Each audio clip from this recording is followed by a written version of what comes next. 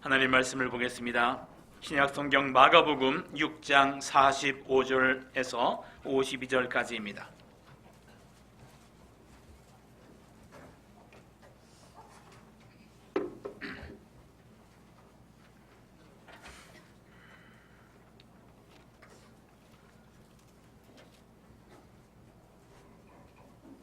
제가 봉독하겠습니다. 예수께서 즉시 제자들을 재촉하사 자기가 무리를 보내는 동안에 배 타고 앞서 건너편 벳세다로 가게 하시고 무리를 작별하신 후에 기도하러 산으로 가시니라. 저물매 배는 바닷가운데 있고 예수께서는 홀로 무태에 계시다가 바람이 거스름으로 제자들이 힘겹게 노젓는 것을 보시고 밤 사경쯤에 바다 위로 걸어서 그들에게 오사 지나가려 하심에 제자들이 그가 바다 위로 걸어오심을 보고 유령인가 하여 소리 지르니 그들이 다 예수를 보고 놀람이라. 이에 예수께서 곧 그들에게 말씀하여 이르시되 안심하라 내니 두려워하지 말라 하시고 배에 올라 그들에게 가시니 바람이 그치는지라. 제자들이 마음에 심히 놀라니 이는 그들이 그 떡 떼시던 일을 깨닫지 못하고 도리어 그 마음이 둔하여졌음이러라. 아멘. 할렐루야. 감사합니다.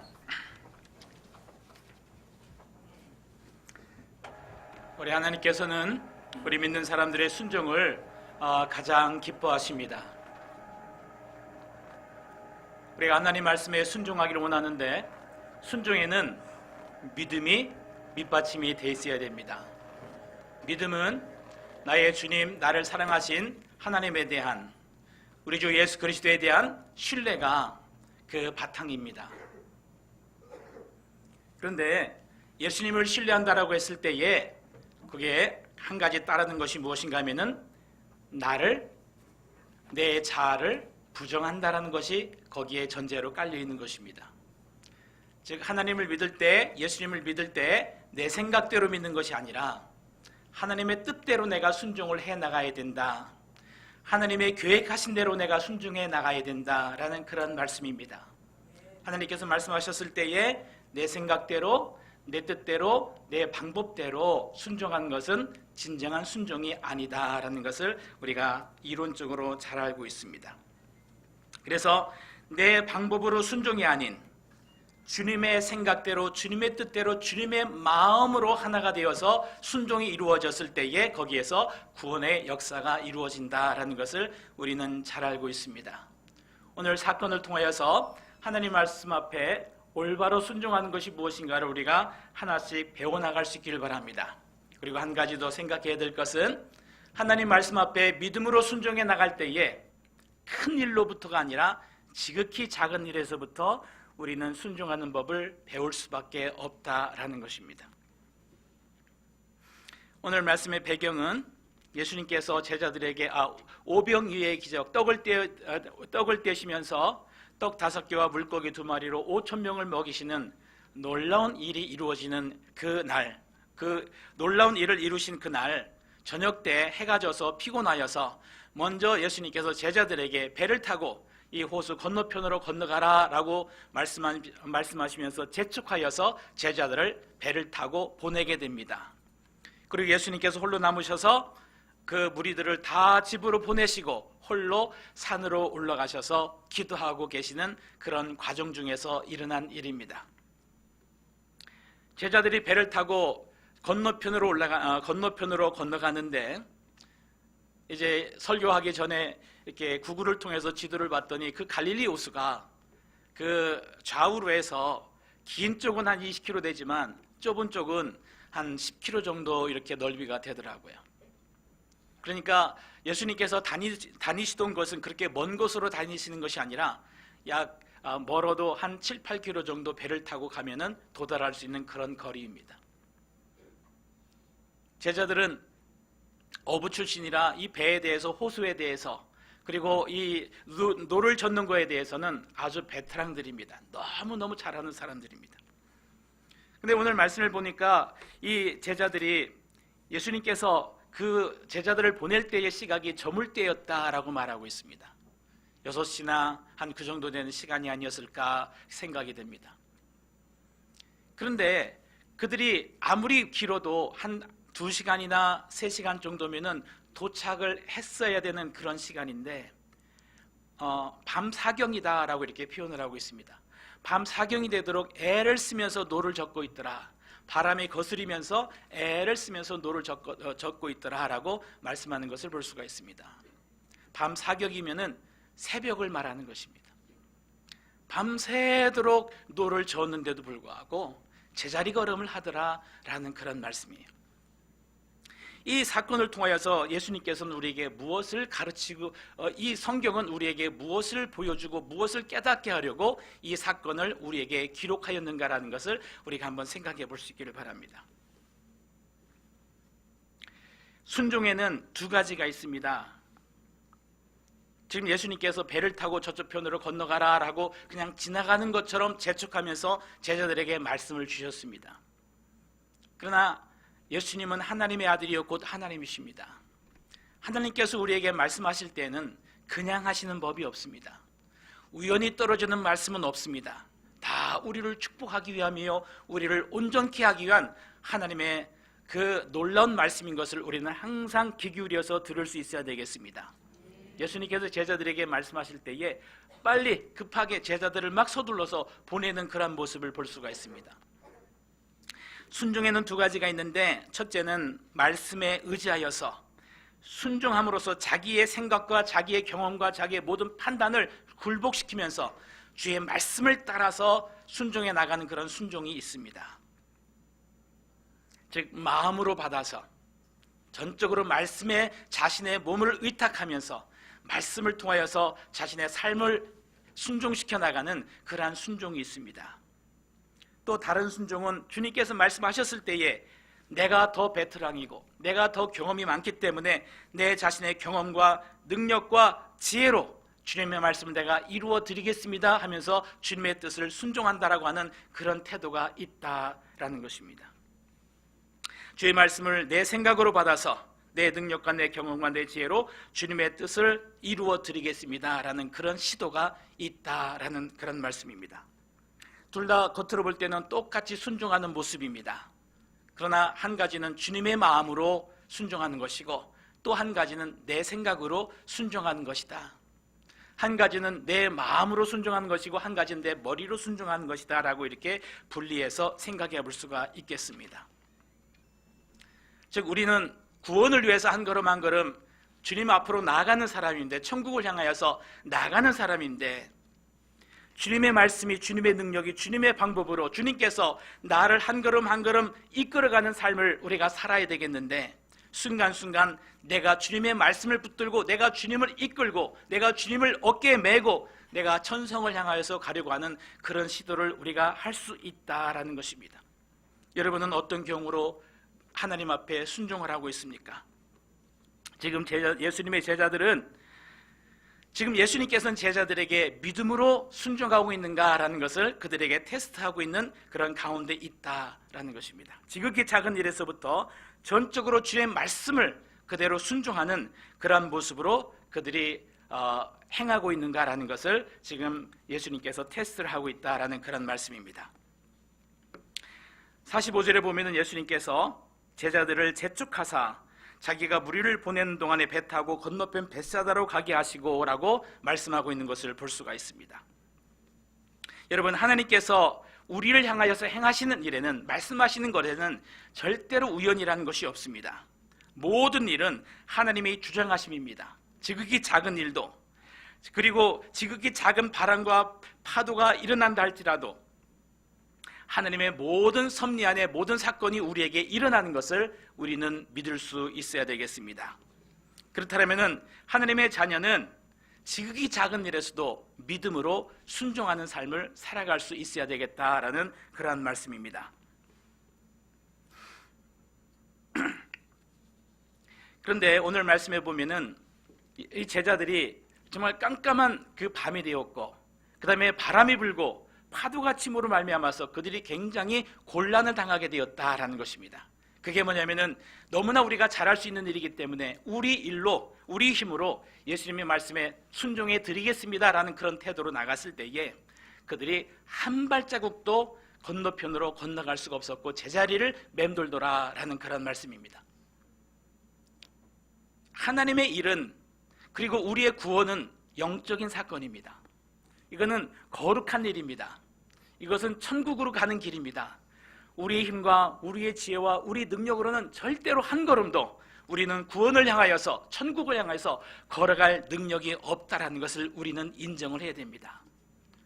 우리가 지극히 작은 일에서도 우리가 구원을 받아서 하나님의 합당한 삶을 순종하면서 나가기 위해서는 내 힘과 내 능력이 아니라 내 자신의 자아를 부정하고 자기를 부인하고 내 자신을 십자가에 못 박으면서 주의 말씀으로, 주님의 지혜로, 주님의 인도하심으로, 주님의 능력으로 한 걸음 한 걸음 순종할 때에야만이 우리가 구원의 발걸음을 한 걸음 뛸 수 있다는 것을 항상 우리가 기억해야 되겠습니다.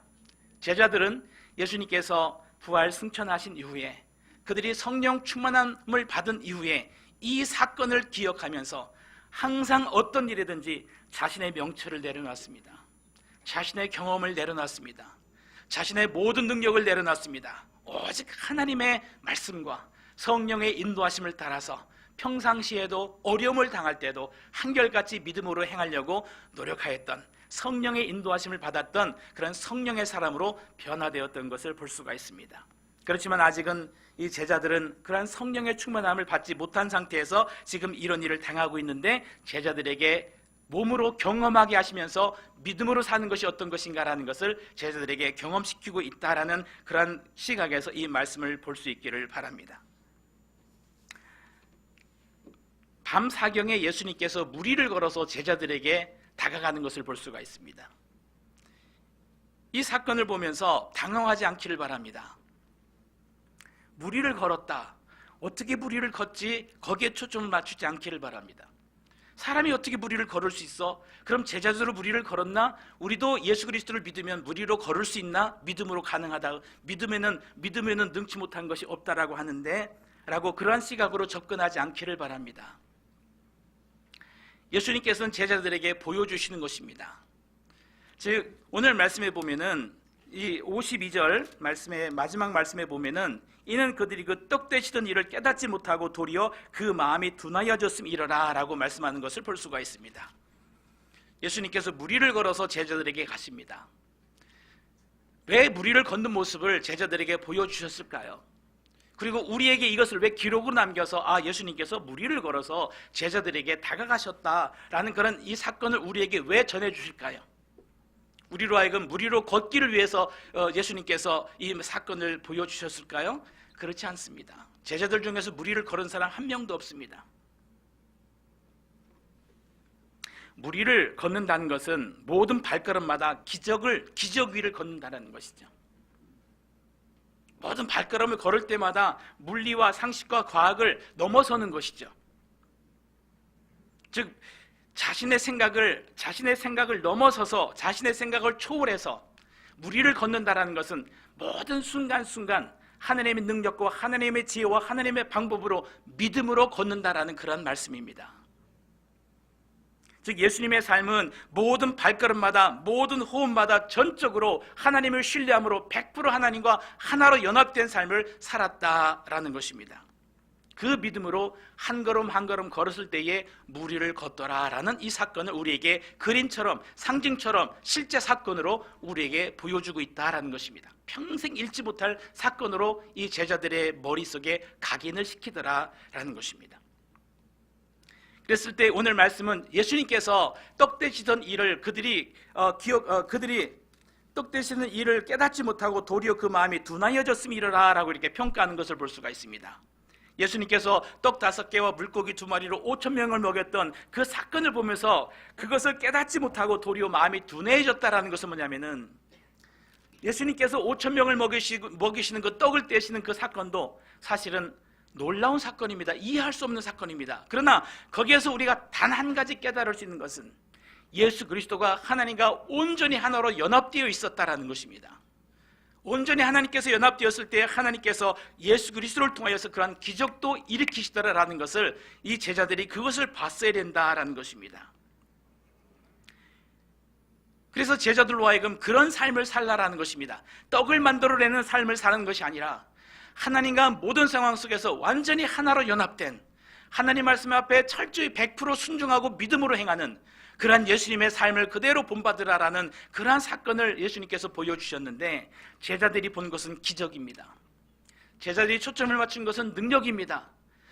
떡이 12광주리가 남았대. 떡이 참 맛있었어.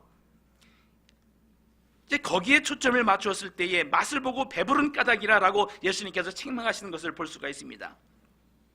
능력을 보았고 그러므로 말미암아 그들의 마음이 도리어 둔하여졌더라. 우리도 잘만 하면 우리도 능력을 행할 수가 있겠구나. 우리도 이 깜깜한 밤에 우리의 능력으로 얼마든지 이것을 헤쳐나갈 수가 있겠구나.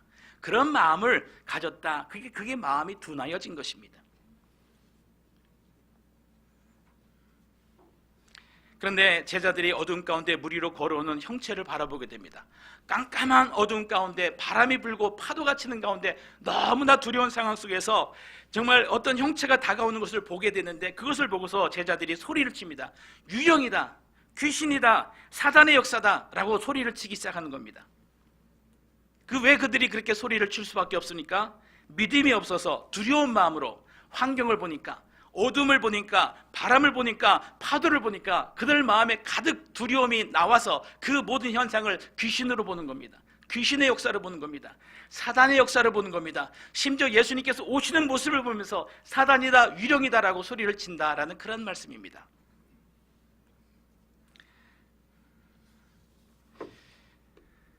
이런 일이 우리 삶 속에서도 얼마든지 발생할 수 있다는 것입니다. 이 모습을 보면서 예수님께서 제자들의 그런 믿음 없는 모습을 보면서 어떻게 생각했을까요?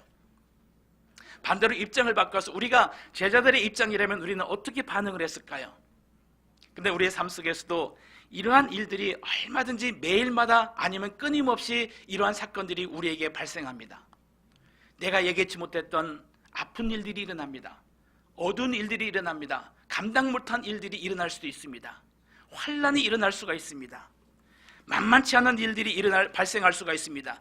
눈앞이 깜깜해지고 판단이 잘 되지가 않고 경험해보지 못한 그러한 일에 처해졌을 때에 정말 과거에 실패했던 경험들이 내 마음속에서 올라오면서 두려움이 나를 사로잡는 그런 경우를 만날 때가 많이 있습니다.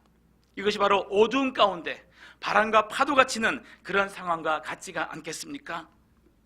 그랬을 때 나를 삼킬 것 같고, 내가 절망 가운데 내가 넘어질 것 같고, 내가 쓰러질 것 같은 이런 상황 가운데서 우리가 지르는 소리가 무슨 소리냐면은 이것은 사단의 역사야.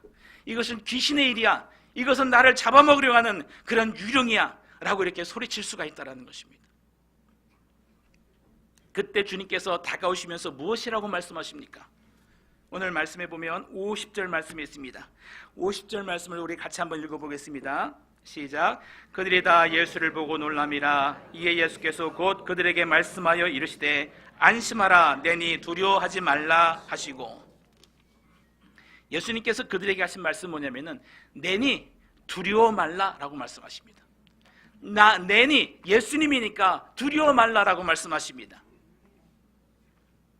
예수님은 제자들을 구원하려고, 제자들을 축복하려고, 제자들을 사랑하기 때문에 정말 제자들에게 다가가시는 예수님이시다라는 것입니다.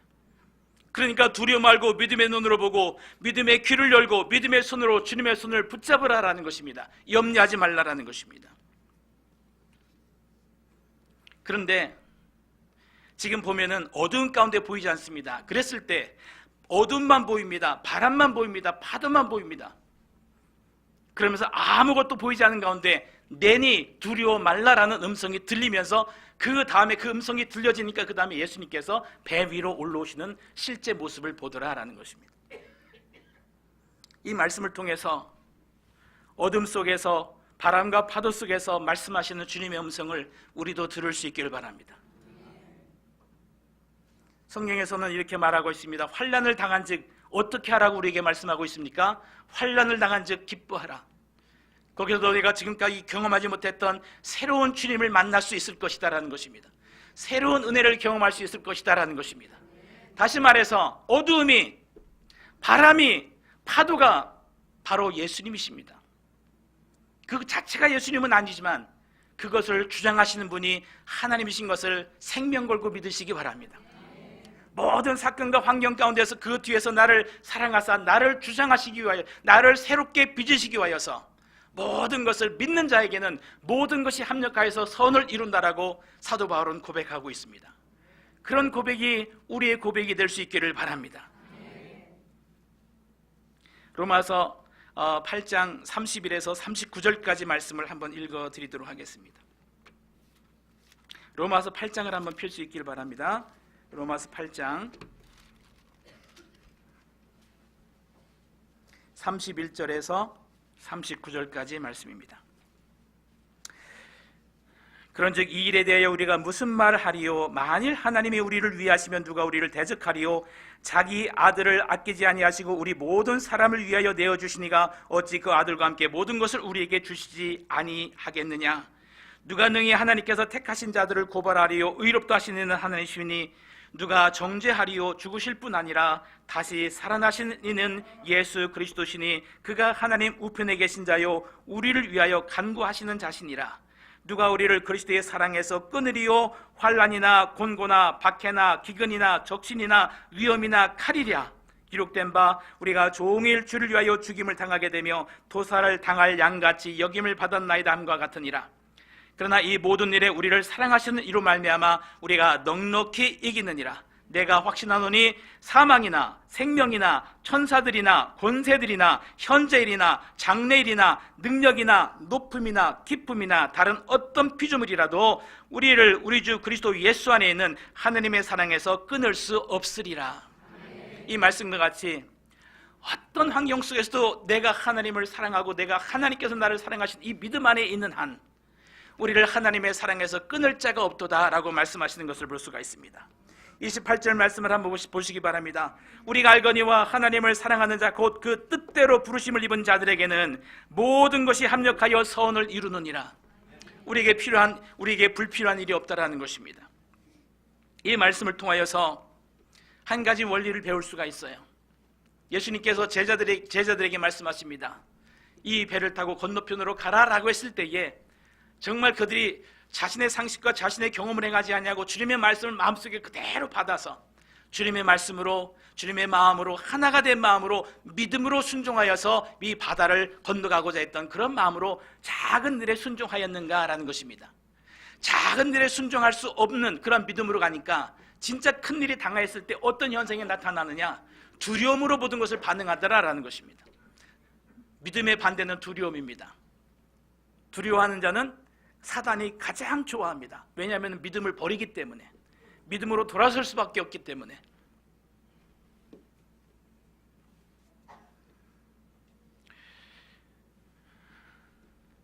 도마에게 예수님께서 부활하신 이후에 예수님께도 도마를 만나 주십니다. 도마가 부활하신 예수님을 믿지 못하여서 정말 예수님의 옆구리에 손을 넣어보고 예수님의 손에 손가락을 넣어봐야만이 내가 믿겠습니다 라고 했을 때 예수님께서 주님을 만나 주십니다. 그때 도마가 주님 앞에 무릎을 꿇고 엎드려서 정말 주님 앞에 그렇게 엎드렸을 때에 예수님께서 이렇게 말씀하십니다. 믿음 없는 자가 되지 말고 믿는 자가 되라 라고 말씀하시는 것을 볼 수가 있습니다. 믿음 없는 자가 되지 말고 믿는 자가 되라. 우리가 믿는 자가 될 수 있기를 바랍니다. 그때 도마가 이렇게 대답합니다. 나의 주님이시여 나의 하나님이시니이다. 모든 상황 속에서 주님께서 함께 하시는 것을 믿으시기 바랍니다. 모든 상황 속에서 그래서 우리는 내 생각과 내 판단과 내 지혜로 순종해 나가는 것이 아니라 내 안에 계신 하나님께서 주시는 그 지혜와 그 능력과 그 말씀으로 우리가 순종해 나갈 수 있는 그런 믿음의 발걸음으로 한 걸음 한 걸음 우리도 예수님처럼 무리를 걷는 삶을 살아갈 수 있기를 바랍니다. 평상시에 우리가 믿음으로 호흡하고 믿음으로 한 걸음 한 걸음 주님과 동행하는 삶이 이루어졌을 때에 환난 중에도 우리가 감당치 못할 일을 당했을 때도 믿음으로 우리가 당당하게 반응할 수 있는 그런 은혜를 하나님께서 허락하여 주시리라 믿습니다. 그래서 모든 이해할 수 없는 상황 가운데서도 믿음으로 설 수 있기를 바랍니다. 그리고 또한 내가 너무나 잘 알고 익숙한 내가 잘할 수 있는 상황 속에서도 내 지혜와 내 판단과 내 능력으로 하지 말고 오직 믿음으로 주님의 마음으로 한 걸음 한 걸음 순종해 나갈 수 있는 그런 겸손한 삶을 우리가 살아갈 수 있기를 바랍니다. 환난 가운데서 주님의 음성을 들을 수 있기를 바랍니다. 내니 두려워하지 말라. 내니 두려워하지 말라. 예수님께서 이렇게 말씀하셨어요. 예수님께서 마지막 구름 타고 올라가시는 예수님께서 이렇게 말씀하십니다. 너희가 본 그대로 내가 너희에게 다시 오리라 말씀하고 있는 것을 볼 수가 있습니다. 이 상황에 맞추어서 그 말씀을 이제 적용해 본다면 구름이라는 것은 환난입니다. 구름이라는 것은 허다한 우리가 만나는 사람들과 환난과 우리가 만나는 그런 어려움입니다. 그런 가운데서 누구를 만날 것이다라는 것이에요. 그런 가운데서 반드시 예수님을 만나야 된다. 그런 가운데서 항상 함께 하시다 나를 구원으로 이끌어 가시는 그 하나님을 그 환난 속에서 만날 수 있어야 된다는 것입니다. 그때 주님께서 말씀하시는 음성을 우리가 들을 수 있어야 되겠습니다. 환난을 어둠만 바라보지 말고 바람과 파도를 바라보면서 유령이다, 귀신이다, 나를 죽이려고 한다 라고 하는 두려움으로 반응하는 것이 아니라 주님의 음성을 들을 수 있길 바랍니다. 내니 두려워하지 말라, 내니 두려워하지 말라, 내니 두려워하지 말라라는 그런 음성을 들을 수 있기를 바랍니다. 오늘 말씀을 통하여서 예수님께서 산 위에 올라가셔서 그들을 위해서 산 위에 올라가셔서 예수님께서 밤새도록 기도하고 계셨다라고 이렇게 말씀하시는 것을 볼 수가 있습니다. 로마서 8장 34절에 보면 그는 하나님의 우편에 계신 자요 우리를 위하여 간구하시는 자신이라. 예수님께서 가장 높은 곳이 어디겠습니까? 하나님의 우편이겠죠. 거기서 누구를 위해서 간구하십니까? 우리를 위해서 간구하십니다. 우리의 무엇을 위해서 간구하십니까? 우리의 구원을 위해서 주님께서 친히 간구하신다라는 그러한 말씀입니다. 그러므로 우리 성도님들, 우리가 믿음 없는 자가 되지 말고 모든 일에 우리가 순종함으로 믿는 자가 될 수 있길 바라서 어떤 환난 중에서도 주님의 음성으로 고백할 수 있길 바랍니다. 주는 나의 하나님이시요 나의 주님이십니다. 거기에서 정말 다시 한번 반복하면서 말씀을 드리면은 거기에서 그 환난 가운데서 내니 두려워하지 말라. 질병이 왔습니까? 그 가운데서 내니 두려워하지 말라라는 음성을 들을 수 있길 바랍니다. 물질적인 어려움이 왔습니까? 똑같은 음성을 들을 수 있길 바랍니다. 내가 반복적으로 죄 짓는 가운데 그 음성을 들어서 우리의 마음과 생각이 변할 수 있는 우리 성도들이 될 수 있기를 예수님의 이름으로 축원합니다. 기도하겠습니다.